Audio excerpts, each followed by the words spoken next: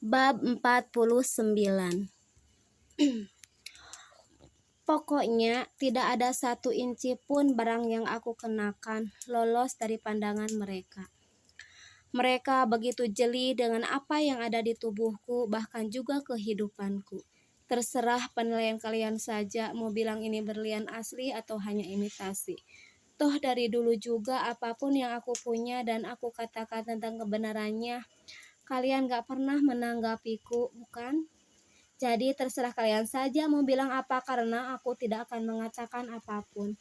Lagian juga kalau memang kalian orang-orang berkelas, pasti kalian tahu mana yang asli, mana yang imitasi.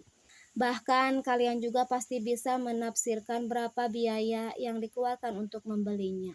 Aku berkata panjang lebar menyuruh mereka menilai sendiri dengan apa yang aku kenakan, baik itu pakaian ataupun perhiasan. Setelah mereka menyuruhku untuk memesan makanan, aku pun segera memesan makanan dan minuman termahal di kafe itu. Aku tidak nanggung memesan 2 porsi sekaligus biar mereka kira aku sedang memanfaatkan mereka. Aku memesan 2 porsi makanan bukan untukku sendiri, tetapi aku melihat di luar sana ada orang kakek yang sedang meminta-minta. Melihat pesananku yang serba dua membuat mereka melongo. Dengan apa yang aku lakukan, mungkin mereka mengira aku sedang memanfaatkan situasi karena mereka bilang akan mentraktirku. Anissa, kamu itu gak tahu malu banget sih, mentang-mentang kami bilang akan mentraktir kamu. Seenaknya saja kamu memesan makanan sampai 2 porsi begitu. Mana semuanya serba nomor 1 di kafe ini? Mia komplain dengan apa yang aku lakukan. Gak apalah Mia, cuma sekali-kali. Lagian menurutku kalian pasti mampu kok untuk membayar apa yang aku pesan ini. Aku berkata santai dan aku berpura-pura tidak tahu malu di hadapan mereka. Ya jelaslah kami mampu, tapi kamu jangan terlalu memanfaatkan kami dong. Makanan pesanan kami saja standar, gak seperti pesananmu yang paling mahal. Dasar gak tahu malu, ucap Rini. Ketahuan juga kan akhirnya jika mereka semuanya hanya gede omongannya saja, sedangkan isinya nol belaka. Membuat aku tertawa dalam hati. Melihat pola mereka semuanya, sudah kelihatan banget dari perkataannya saja mereka itu mikir-mikir dulu untuk membeli makanan yang aku pesan. Untuk makanan mereka sendiri saja mereka memilih yang harganya standar. Tapi mereka sok-sokan menyuruhku supaya memilih makanan termahal. Membuatku puas menertawakan mereka walau cuma dalam hati. Dari gaya dan ucapannya saja mereka itu berlaga sok jadi sultan. Padahal kenyataannya dompet mereka tipis dan kurang berisi. Menurutku kelakuan mereka seperti pepatah, yaitu tong kosong nyaring bunyinya. Nah gitu dong, ucapku. Setelah makanan pesananku datang, aku pun segera memberikan 1 porsi makanan serta minumannya untuk kakek pengemis tadi. Aku menghampirinya dan mengajak beliau untuk duduk di tempat yang tidak terlalu ramai. Aku menyuruh beliau untuk memakan makanan tersebut. Tidak lupa aku juga menyelipkan sejumlah uang ke tangan beliau. Si kakek pun berterima kasih dan memakan makanan tersebut.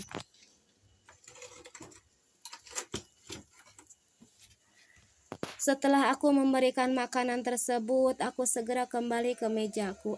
Anissa, kamu tuh sok-sokan banget jadi orang. Makanan hasil meminta saja kamu bagi ke pengemis. Aku mengira kamu memesan sampai 2 porsi akan membungkusnya untuk suamimu.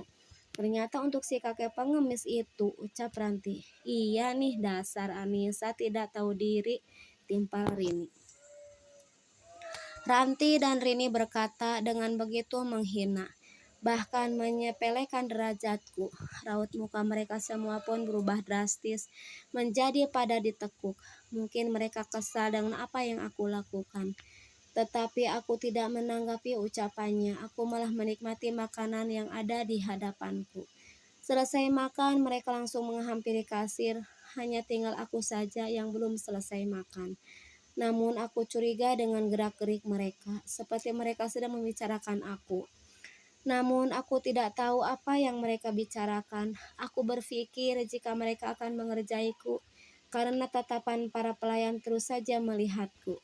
Tatapan para pelayan kafe tersebut seolah sedang mengintai gerak-gerikku. Mereka semua melihat ke arahku seolah-olah aku adalah orang buronan saja.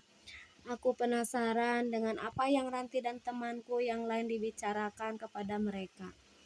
Ayo semuanya, lebih baik sekarang kita langsung ke tempatnya Ratna saja.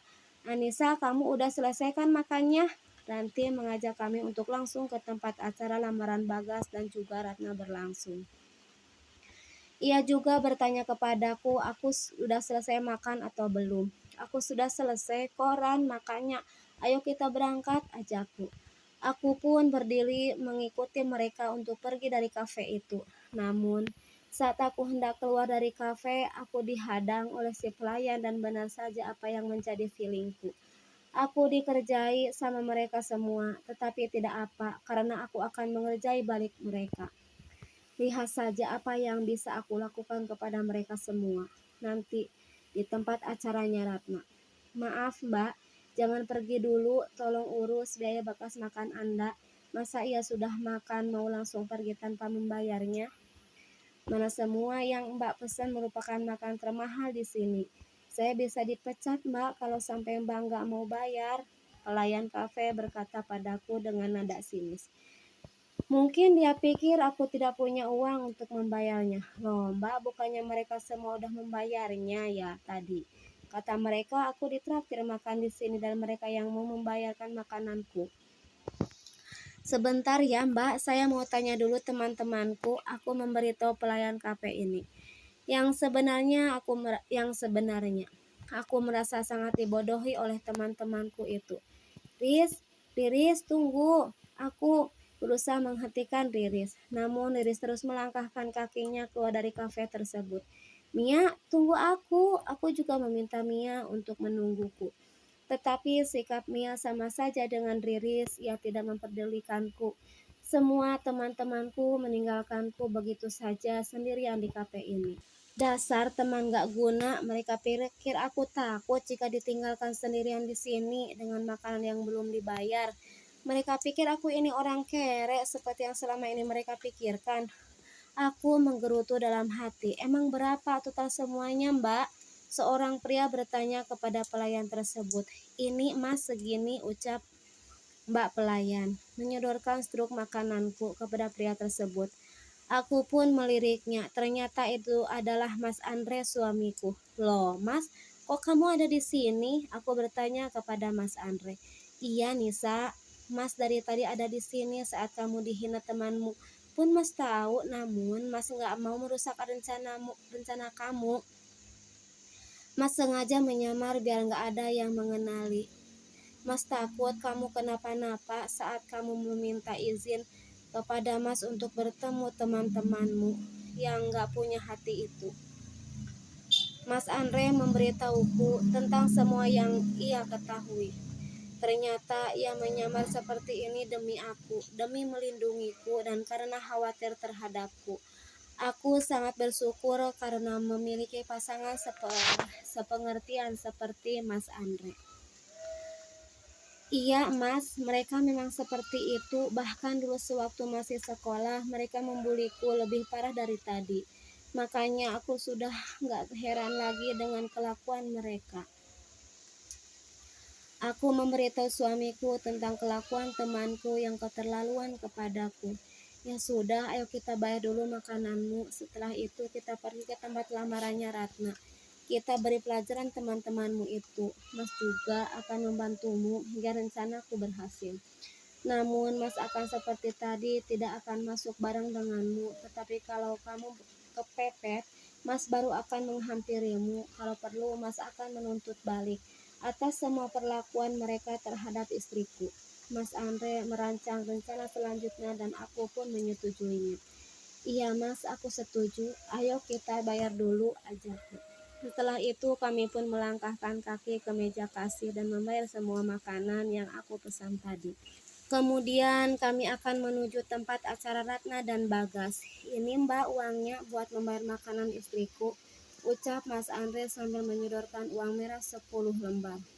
Ya Mas, sebentar saya ambil kembaliannya dulu. Pelayan menyahut sambil pergi untuk mengambil kembaliannya. Gak usah, buat kamu saja, kataku. Terima kasih ya Mbak, maafkan saya tadi telah lancang. ucap sok pelayan meminta maaf kepadaku.